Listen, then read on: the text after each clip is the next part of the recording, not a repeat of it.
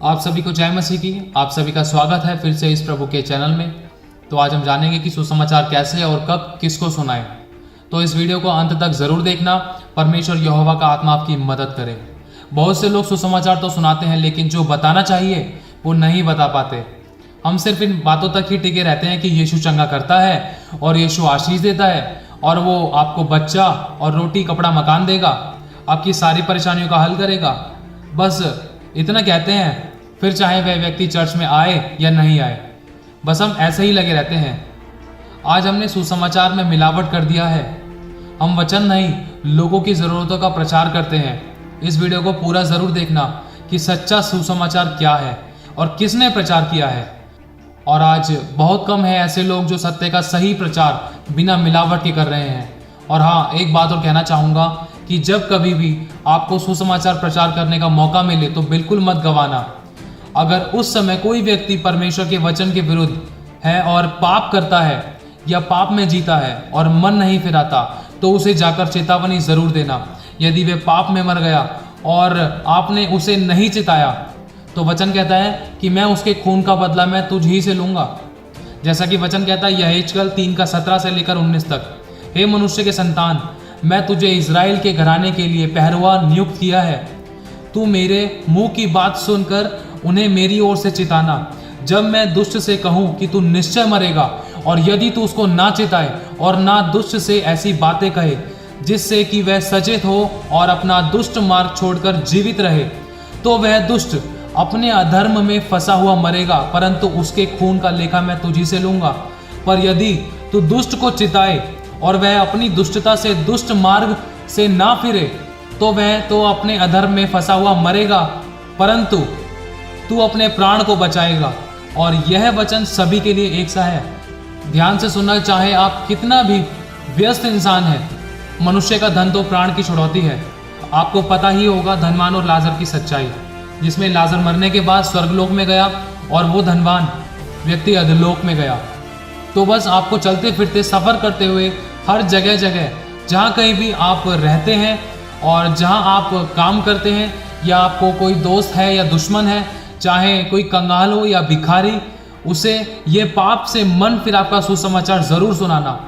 आप सभी को एक बात बताता हूँ, यदि मैंने किसी लंगड़े गरीब या किसी भूखे को या किसी भिखारी को, चाहे किसी के पास सब कुछ हो या नहीं भी, तो अगर आप उसे सिर्फ उसकी शारीरिक ज़रूरतों के लिए अपनी पूरी संपत्ति भी दे दोगे, तब भी उसे नरक से कोई नहीं बचा सकता, क्योंकि सिर्फ उसकी शारीरिक ज़रूरतें सिर्फ कुछ ही समय के लिए पूरी हुई हैं, लेकिन तृप्त नहीं हुई।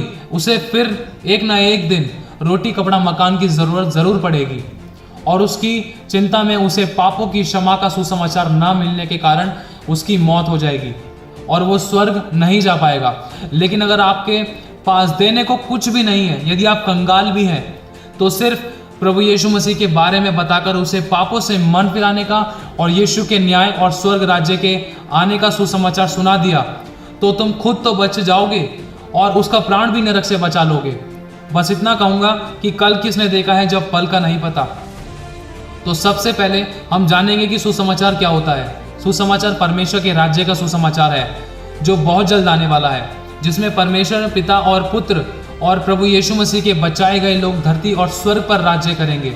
और सुसमाचार का सही मतलब है कि मन फिराएं और अपने अपने पापों से तौबा करें, और हर एक व्यक्ति, धनी कंगाल और अमीर और गरीब और छोटा बड़ा, सभी प्रभु यीशु मसीह पर विश्वास करें और पिता और पुत्र और पवित्र आत्मा के नाम से बपतिस्मा लें। जैसा कि वचन कहता है मत्ती 3:1 में और 3 तक, 1 से लेकर 3 तक, उन दिनों में यूहन्ना बपतिस्मा देने वाला आकर यहूदिया के जंगल में यह प्रचार करने लगा कि मन फिराओ, क्योंकि स्वर्ग का राज्य निकट आ गया है।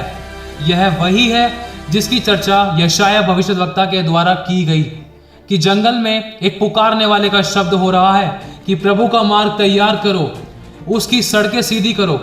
और जैसा कि लिखा है मत्ती 3:11 में, मैं तो पानी से तुम्हें मन फिराव का बपतिस्मा देता हूँ, परंतु जो मेरे बाद आने वाला है वह मुझसे ज़्यादा शक्तिशाली है। मैं उसकी जूती उठाने के योग्य नहीं। वह तुम्हें पवित्र आत्मा और आग से बपतिस्मा देगा।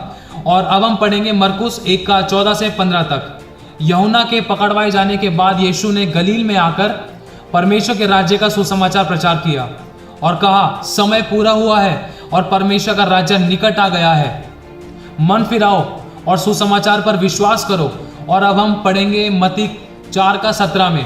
उस समय से यीशु प्रचार करना और यह कहना आरंभ किया कि मन फिराओ क्योंकि स्वर्ग का राज्य निकट आया है।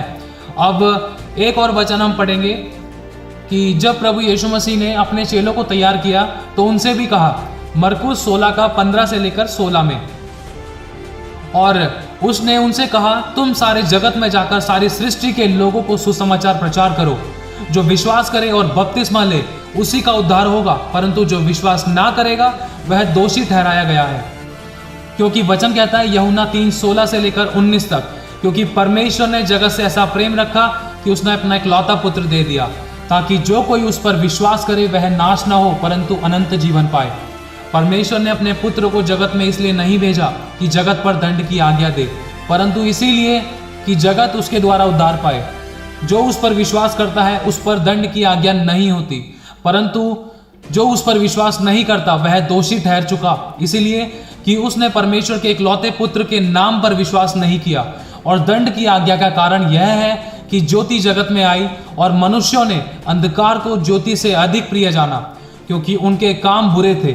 और सारा काम विश्वास का है और विश्वास मन से होता है। इसीलिए लिखा है कि मन फिराओ या नाश हो जाओ, जैसा कि वचन कहता है रोमियो 10:9 और 10:10 में कि यदि तू अपने मुंह से यीशु को प्रभु जानकर अंगीकार करे और अपने मन से विश्वास करे कि परमेश्वर ने उसे मरे हुओं में से जिलाया, तो तू निश्चय उद्धार पाएगा। क्योंकि धार्मिकता के लिए मन से विश्वास किया जाता है और उद्धार के लिए मुंह से अंगीकार किया जाता है। और वचन कहता है प्रेरितों का काम 3:19 में, इसीलिए मन फिराओ और लौट आओ कि तुम्हारे पाप मिटाए जाएं, जिससे प्रभु के सम्मुख से विश्रांति के दिन आए। और ऐसा इसीलिए लिखा है कि पूरे जगत में के सभी लोगों को सुसमाचार मिले और जगत पर गवाही हो, ताकि कोई न्याय के समय ये ना कहने पाए कि हमें किसी ने प्रभु यीशु मसीह के बारे में नहीं बताया। जैसा कि लिखा है 2 पत्रस 3:9 से लेकर 10 में कि प्रभु अपनी प्रतिज्ञा के विषय में देर नहीं करता, जैसी देर कितने लोग समझते हैं, पर तुम्हारे विषय में धीरज धरता है और नहीं चाहता कि कोई नाश हो, वरन यह कि सबको मन फिराव का अवसर मिले। परंतु प्रभु का दिन चोर की नहीं आ जाएगा। उस दिन आकाश बड़ी हड़हड़ाहट के शब्द से जाता रहेगा और तत्व बहुत ही तृप्त होकर पिघल जाएंगे और पृथ्वी और उस पर के काम जल जाएंगे, क्योंकि प्रभु का दिन बहुत भयानक होगा। जैसा लिखा है मलाकी 3:2 और 4:1 में, परंतु उसके आने के दिन को कौन सह सकेगा, और जब वह दिखाई दे तब कौन खड़ा रह सकेगा। क्योंकि देखो वह धधकते भट्टे का सा दिन आता है, जब सब अभिमानी और सब दुचारी लोग अनाज की खूंटी बन जाएंगे, और उस आने वाले दिन में वे ऐसे भस्म हो जाएंगे कि उनका पता तक ना रहेगा। सेनाओं के यहोवा का यही वचन है। और वचन कहता है प्रेरितों का काम 2:37 से लेकर 38 में, तब सुनने वालों के हृदय छिद गए और वे पतरस और शेष प्रेरितों से पूछने लगे कि हे भाइयों, हम क्या करें। पतरस ने उनसे कहा, मन फिराओ और तुम में से हर एक अपने अपने पापों की क्षमा के लिए प्रभु यीशु मसीह के नाम से बपतिस्मा ले, तो तुम पवित्र आत्मा का दान पाओगे। और लिखा है लूका 24:46 से लेकर 47 तक, और उनसे कहा, यो लिखा है कि मसीह दुख उठाएगा और तीसरे दिन मरे हुओं में से जी उठेगा, और यरूशलेम से लेकर सब जातियों में मन फिराव का और पापों की क्षमा का प्रचार उसी के नाम से किया जाएगा। तो बस इतना कहना चाहूंगा कि सभी जातियों को उनके पापों से मन फिराव का और स्वर्ग राज्य के निकट आने का प्रचार करो। क्या पता परमेश्वर उन लोगों पर दया करे और अपने क्रोध का प्याला उनके ऊपर से हटा ले। और हाँ, अपने लिए प्रभु पिता और पवित्र आत्मा से ऐसा अभिषेक मांगो कि सुनने वाले के सारे बंधन टूट जाए और तुरंत पवित्र आत्मा उस पर उतर जाए और यीशु को अपना उद्धारकर्ता ग्रहण कर ले और पापों से मन फिरा ले और परमेश्वर की इच्छा पर चले और मजबूत विश्वास में बना रहे और उसका नाम जीवन की पुस्तक में लिख दिया जाए।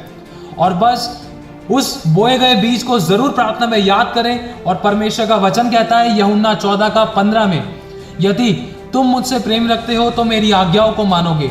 और आज्ञा यह है, जैसा कि वचन कहता है मरकुस 16:15 में 19 तक, और उसने उनसे कहा, तुम सारे जगत में जाकर सारी सृष्टि के लोगों को सुसमाचार प्रचार करो। जो विश्वास करे और बपतिस्मा ले उसी का उद्धार होगा, परंतु जो विश्वास न करेगा वह दोषी ठहराया जाएगा। और विश्वास करने वालों में यह चिन्ह होंगे कि वे मेरे नाम से दुष्ट आत्माओं को निकालेंगे, नई नई भाषा बोलेंगे, सांपों को उठा लेंगे, और यदि वे नाशक वस्तु भी पी जाएं तो भी उनकी कुछ हानि ना होगी। वे बीमारों पर हाथ रखेंगे और बीमार चंगे होंगे। अब आप जान ही गए होंगे कि हमें किस प्रकार, किस तरीके से, किन वचनों के अनुसार और हमें कैसे सुसमाचार प्रचार किस किस लोगों को करना है। आप जान ही गए होंगे। प्रभु आप सभी को बहुत ऐसे आशीष देता रहे। आप सभी को जय मसीह की।